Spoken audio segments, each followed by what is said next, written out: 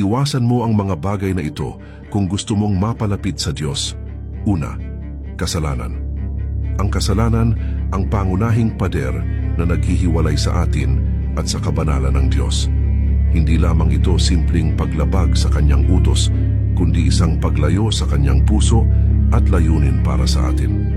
Kapag pinipili natin ang kasalanan, pinipili nating suwayin ang buhay na nais niyang ibigay. Ngunit ang magandang balita ay laging bukas ang kanyang paanyaya sa pagsisisi. Isang pagbabalik loob na nagbubukas ng pintuan para sa kapatawaran, pagbabago at bagong simula. Romans 6 verse 23. Sapagkat ang kabayaran ng kasalanan ay kamatayan, ngunit ang kaloob ng Diyos ay buhay na walang hanggan kay Kristo Jesus na ating Panginoon. Pangalawa, pride at labis na pagtitiwala sa sarili. Ang pride ay tahimik ngunit mapanganib na kaaway ng ating espiritual na buhay. Kapag iniisip nating kaya natin ang lahat o mas magaling tayo kaysa sa iba, nagiging sarado ang ating puso sa paggabay at pagpapakumbaba na nais ituro ng Diyos. Hindi niya kayang punuin ang pusong puno ng sarili. Ngunit kapag natutunan nating magpakumbaba at tanggapin na kailangan natin siya, mas nagiging malinaw ang kanyang presensya at direksyon sa ating buhay. James 4 verse 6. Sapagat ang Diyos ay laban sa mga mapagmataas, ngunit nagbibigay ng biyaya sa mga mapagpakumbaba. Pangatlo, pagtatanim ng galit at hindi pagpapatawad. Ang galit at sama ng loob ay parang mabibigat na bagaheng pinipilit nating dalhin araw-araw. Kapag pinili nating huwag magpatawad, hinahayaan natin ang sugat sa ating puso na manatiling sariwa.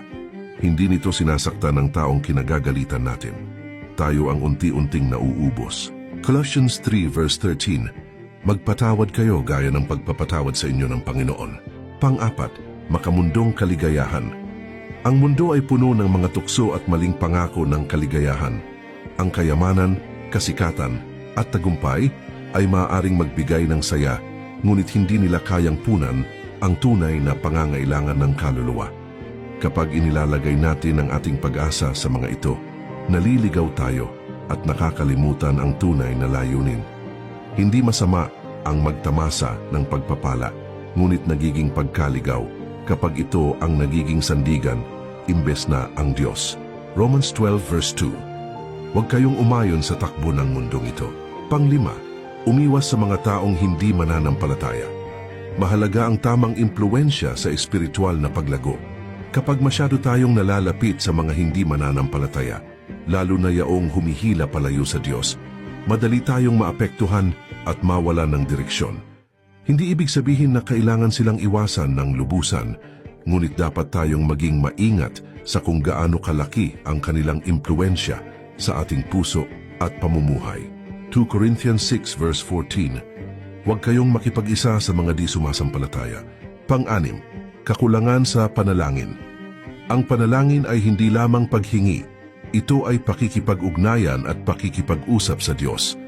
Kapag bihira tayong manalangin, napuputol ang ating kamalayan sa kanyang presensya at gabay. Para itong relasyon na hindi pinangangalagaan, unti-unti itong lumalamig at napapalayo.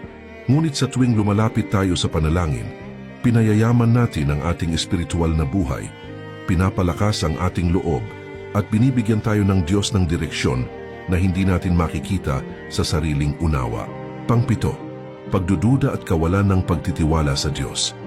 Ang pagdududa ay normal, ngunit ang patuloy na kawalan ng pagtitiwala ay nakakasagabal sa ating paglalakad kasama ang Diyos. Kapag mas inuuna natin ang kaba, takot at sariling interpretasyon kaysa sa kanyang salita at pangako, nagiging mahirap makita ang kanyang pagkilos sa ating buhay. Ang pagtitiwala ay hindi nangangahulugang naiintindihan natin ang lahat, kundi pinipili nating kumapit sa Diyos kahit hindi malinaw ang daan.